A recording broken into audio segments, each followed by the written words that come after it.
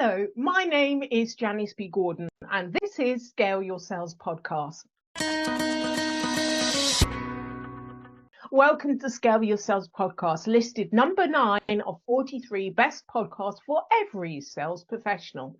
I am Janice B. Gordon, the customer growth expert, recommended by LinkedIn Sales as one of 15 innovating sales influencers to follow.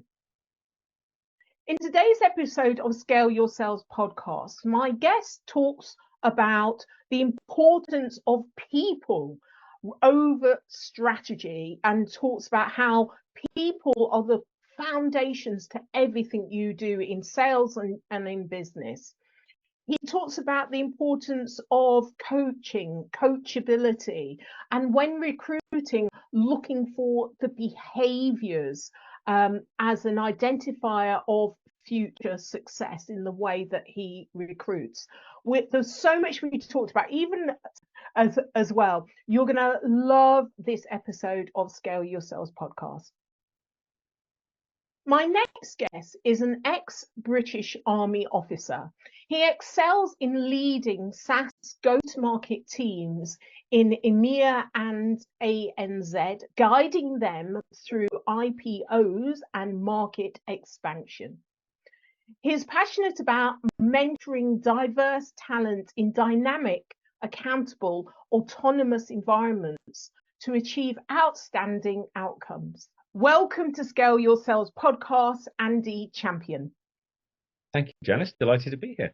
Well, I'm delighted to have you on. I have a lot of Americans, so it's lovely to get a Brit on and discuss the whole sales industry. But first of all, I'd like to start with, why did you join Highspot?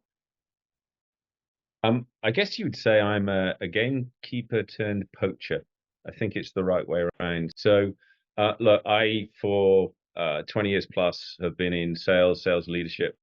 And throughout most of my career, I didn't have the access to technology. So I was brought up in where, when I first took on sales leadership roles, I was literally out on the ground in cars, driving from appointment to appointment with my colleagues, and going in and doing what great sales leaders do: inspire, motivate, help, educate, coach, develop, and occasionally, help, drive a close. And then after the meeting, you might grab a coffee, you go back, sit in the car, and you do the usual debrief. So, Janice, how do you think that went? What were some areas? What did you notice? And then, as time came on, I lived through the revolution of MarTech. I was part of that industry for many, many years. And yet I still had nothing sales leader. CRM systems are fantastic, but they're not really built for reps. They're not really built for managers. They're built for something different. And then I came across Highspot. And I came across at Highspot during my time at DocuSign.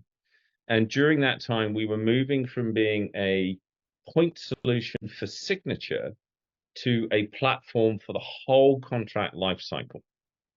Everything you needed to do to prepare, sign, act, and manage accounts, which is actually really complex. And the difference there was the platform sale was a large-scale digital transformation, usually decisions taken at C-suite, usually a 12-month plus sales engagement, versus the signature side of the business, and you're done. And it's not to say that's simple, it's just to say they're very different. And we rolled out DocuSign to help our people, give our people the skills, the knowledge, and importantly, the confidence they needed to move from selling a product to a platform. I'm like, oh my God, this is giving me insight. It's giving me not just lagging indicators like win rates and deal value. It's giving me leading indicators that help me understand, are my people making progress towards the ability in a given situation to understand what to know, say, show, and do to effectively land the value proposition. And then I got introduced to the CEO, and the rest is kind of history. Wow. Yeah. Well, you're a great promo for the company, aren't you? Really, because you're on, as you say, poacher, from hunter to poacher. I don't know which way around it is either. in that, you've seen it from both sides really, and understand the impact that this platform has on sales leaders and can actually speak their language. So I absolutely love that. So tell me more about your role as a business commercial leader, revenue growth specialist within Highspot. Hmm. Um, so my responsibility for in the business is for everything outside of North America. So very grand GM of international. Sounds very grand. The reality is I'm here to serve the people that I work with. And maybe as we go into this conversation further, we'll talk about my philosophy around leadership is something I'm very passionate about. I believe very strongly in coaching. But as related to my role, um, my belief is fundamental. It is only through and with my colleagues that we can customer experience and the customer impact that we seek to deliver. It's only through our people that we can create an industry leading, game changing product. It's only through our people that we can help our customers onboard that and everboard that, grow with us. And so for me, whilst I'm ultimately responsible for the growth of our business, that starts with our people and making sure that we've got diverse talent that is given the tools, the systems, the processes, that has a culture where all voices are heard. And so a lot of what I focus on with my leadership team are the behavior is creating the environment to set people up for success. Because do you know what? If we've done the right hiring in the first place, we should be, in the word of Steve Jobs, bringing in people that tell us what to do, so that we don't need to tell them what to do. There's so much to unpack there on coaching, on hiring, but I want to start off with leadership, because the UK isn't doesn't have a traditional avenue for great leaders in terms of their training. It's often on the job, and you often don't know what you don't know. And it's interesting what you say about the kind of your focus is people and the behaviors. How did you, as a leader, come upon that?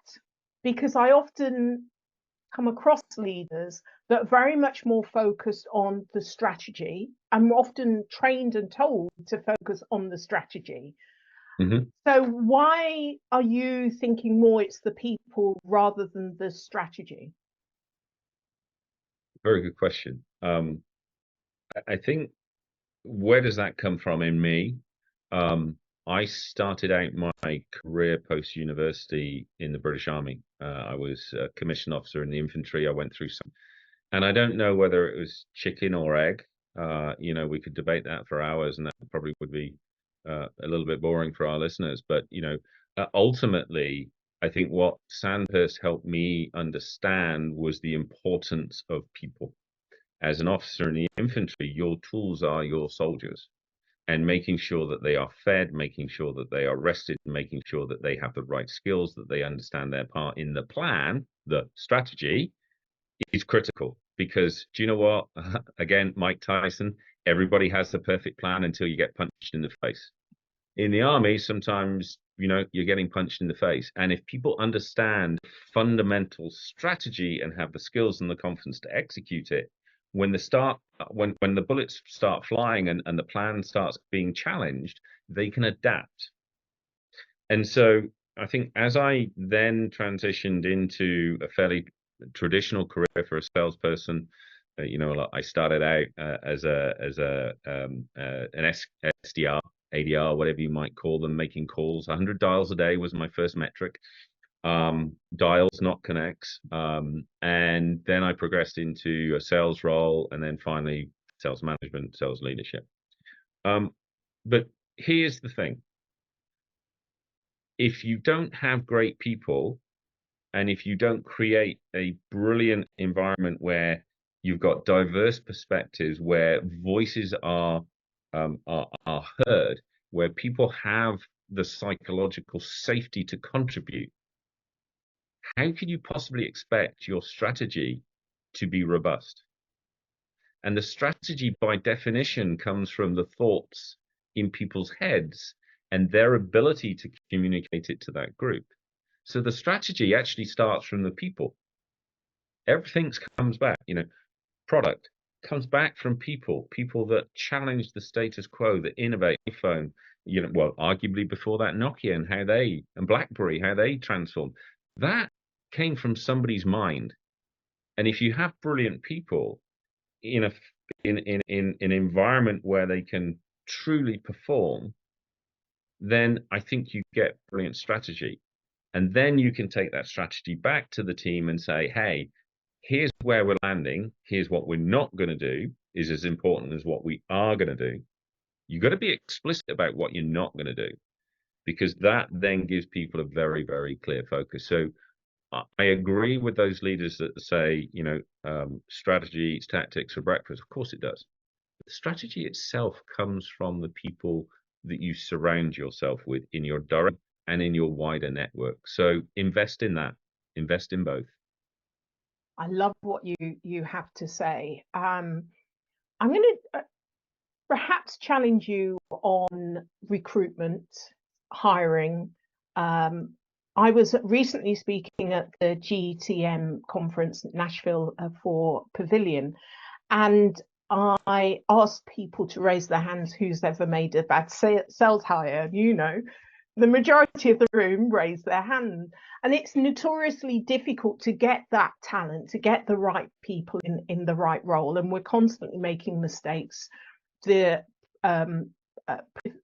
validity of CVs or interviews and the process that we're currently using are around 18-20%, each one of those. So we're actually using really poor tools in order to get the great talent. And even people that have really performed very well in particular roles, when you change the roles, you change the environment, you change, then you're expecting them to perform at the same level. And it very rarely happens.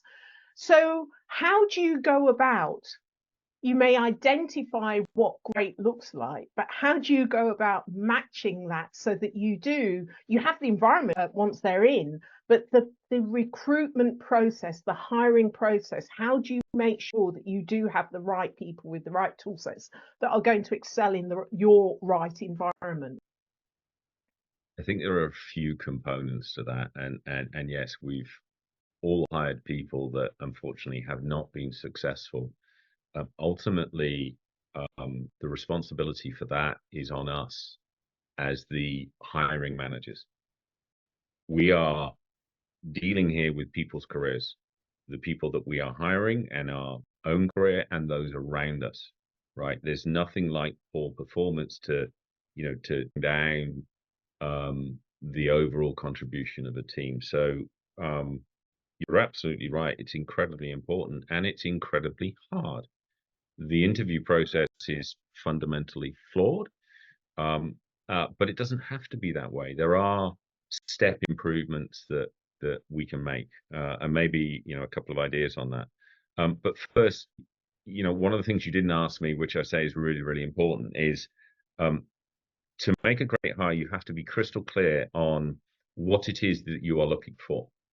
And for me, I look for behavioral traits because I can back myself to give people this knowledge, right? We're an enablement company. If we can't do that, then Lord help us. So I'm interested in behaviors, and I'm interested in testing for curiosity. I'm interested in testing for coachability.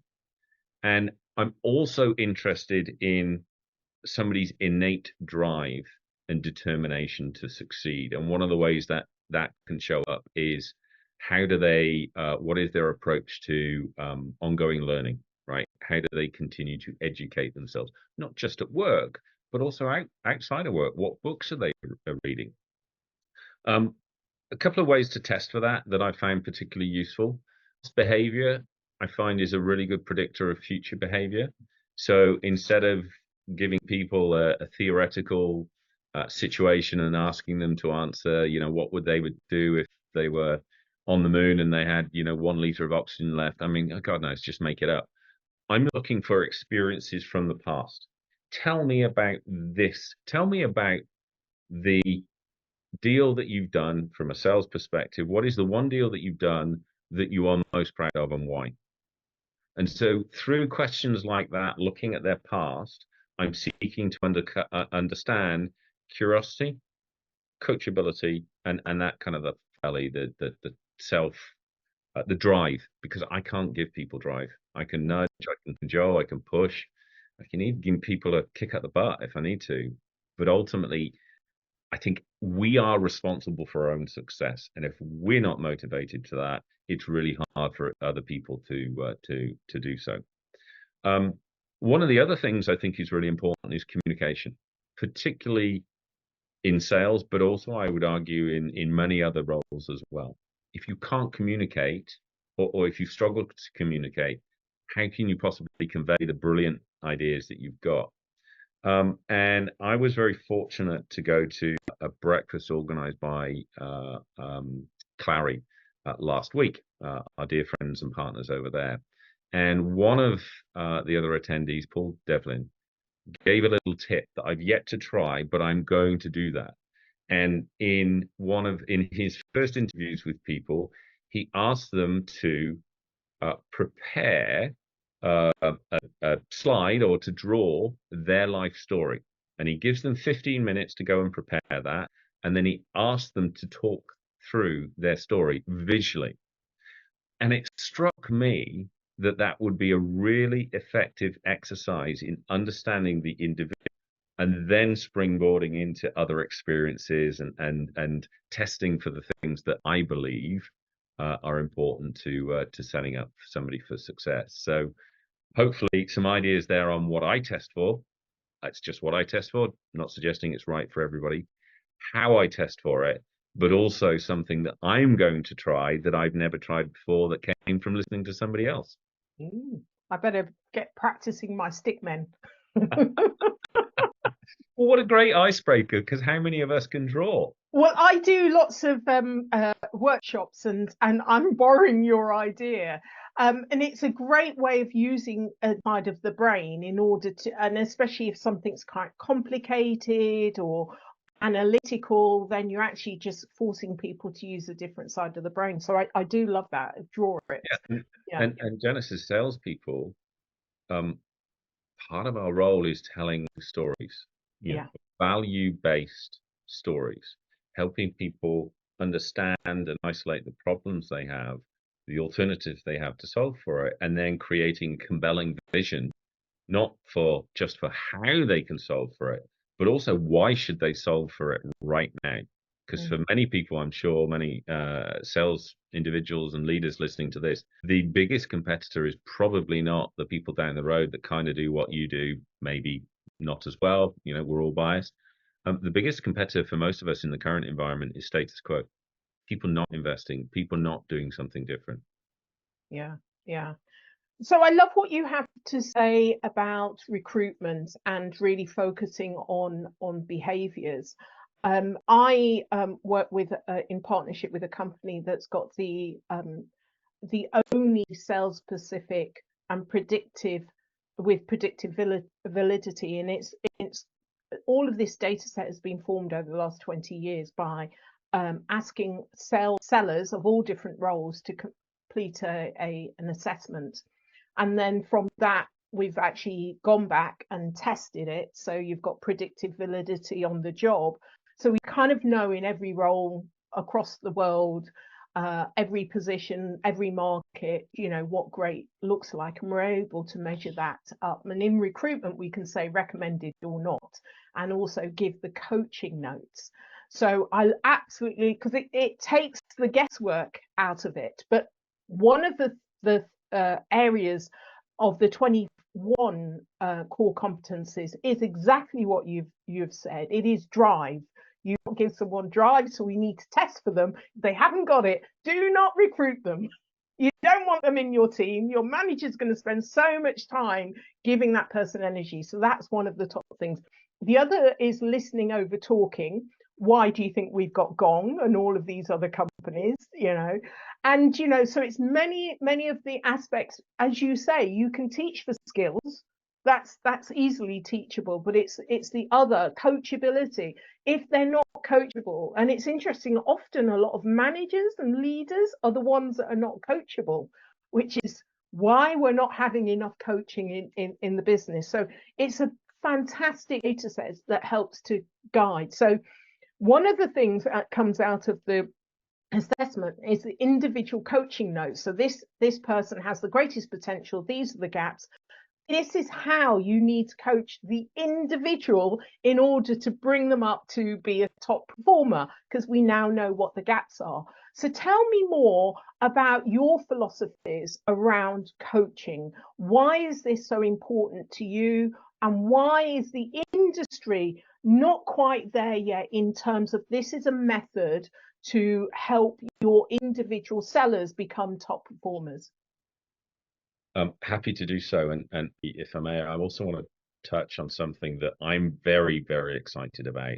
And that's the application that generative AI can have in this area, because it is mind blowing and it is months, weeks away, not years away. So as a sales leader, it's just, I cannot tell you how excited, but more on that in a minute.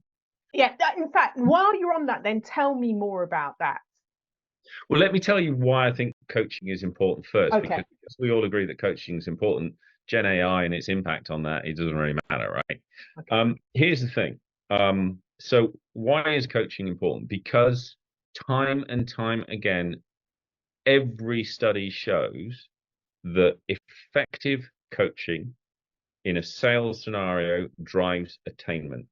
It drives up quota into attainment. It drives up the customer experience. And guess what? It also drives up retention of top talent. All of our people, whether we like it or not, have choice every day as to whether they turn up and whether they choose to continue to give their service to us as leaders. And as leaders, the only currency that matters is trust. And trust can be very effectively built through effective coaching. Coaching is free. It doesn't cost anything. It does cost time. And arguably, time is the most valuable, but in terms of dollars, pounds, euros, it doesn't cost a thing. So why doesn't it happen? I think a couple of reasons. Number one, I know that early in my career, I was confused about what good coaching looked like. I'd been a rep, I'd done kind of okay. I was then promoted to a manager, and I'm like, oh my goodness, what do I do now? Nobody actually helped me understand what I needed to do and how it is fundamentally different from being a rep or a super rep. I fell into the trap, and I still have to catch sometimes, in terms of, coaching is not telling. And sometimes I'm so tempted to tell somebody what to do because I think I know best because I'm an old guy and I've got a bit of experience. Actually, that's not my job as a coach, is to facilitate a conversation to help the person look at the options and then decide on the options. And of course, that's situational. So somebody with more experience might need less guidance and might be, we might play more of a support. Somebody with less experience or doing something for the first time, one has to be a little bit more directive. Situational leadership is a brilliant model to look at that. But coaching, it only costs time. And it is the most effective tool that everybody on this call today has to immediately impact their business. The reason it doesn't happen because many of us are time poor. In order to create space for coaching, it has to be a deliberate commitment from an organization and from the leaders. And you've got to create space for that. And unless you are fiercely protective of that space, one of the first things to go when it's end of quarter or whatever it might be. So my advice would be create the space, commit to it, openly commit to it, and hold on to that with the same level of importance that you would as a sales leader to your full cost call. Then I think in terms of holding on to that space, then looking at how do you coach effectively. Look, if you're a manager of managers, one of the most important things I think you can do is to help those managers understand what good coaching looks like. because many of them may not have had that education, that experience. They may be trying to figure it out just like I did and pretty much everybody else I know. And all of us can improve.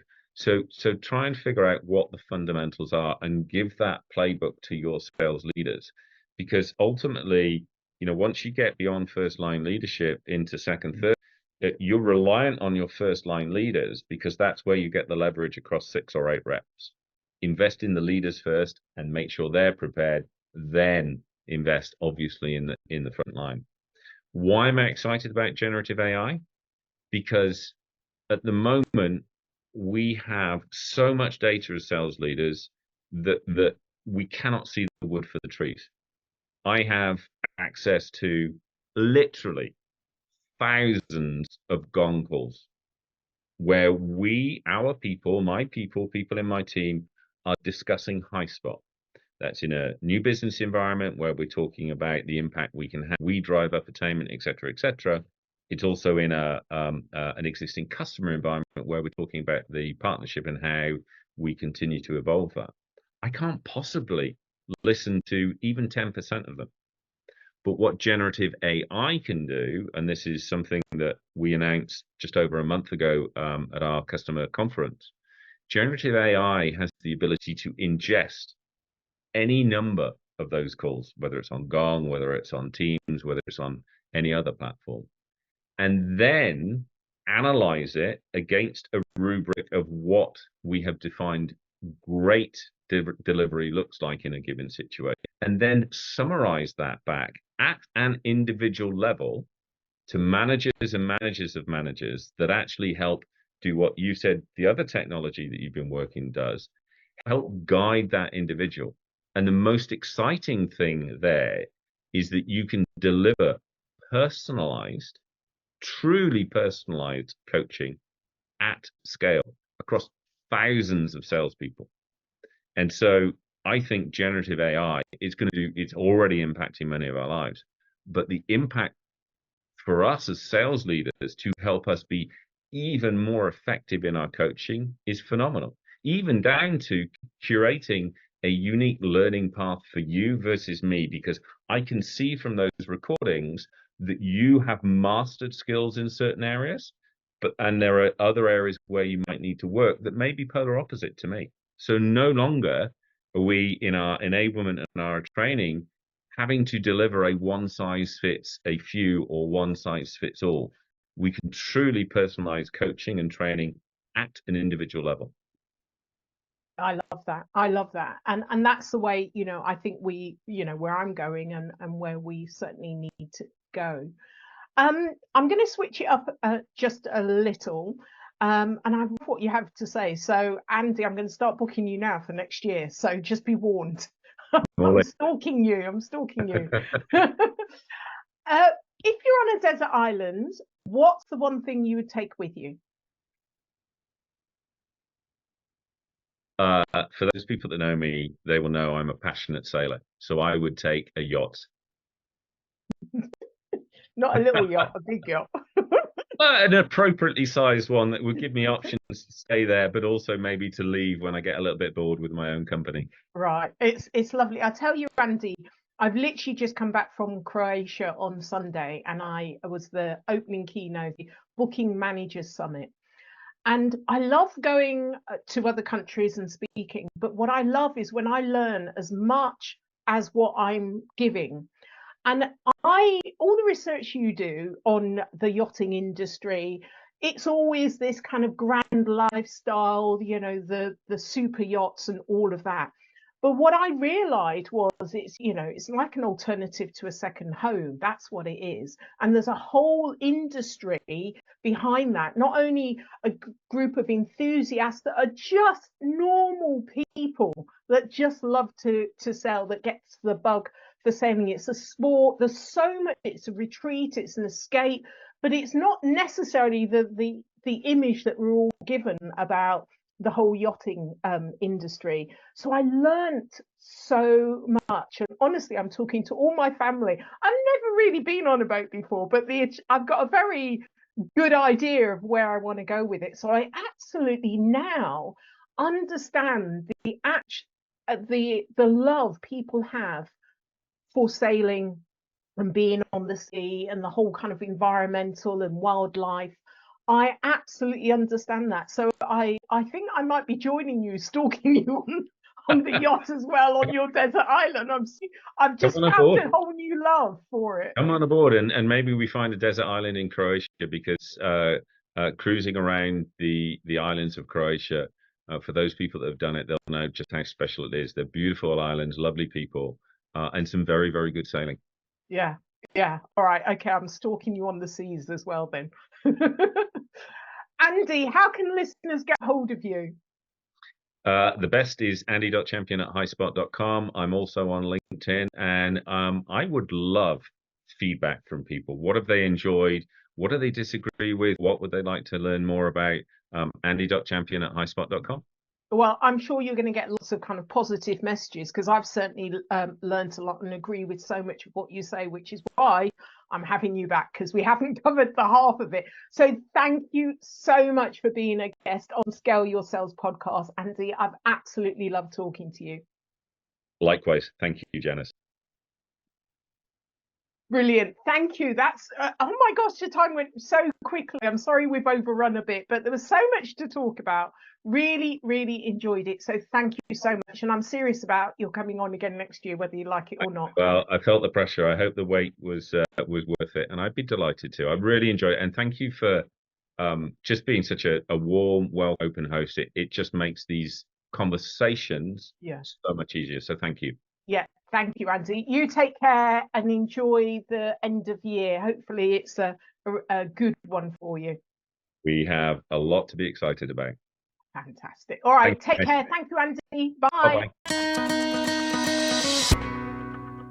Thank you for listening to this week's episode of Scale Your Sales podcast.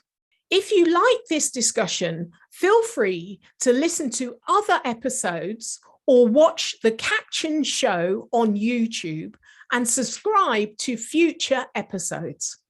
I would really appreciate it if you would leave a positive review on iTunes. Thank you.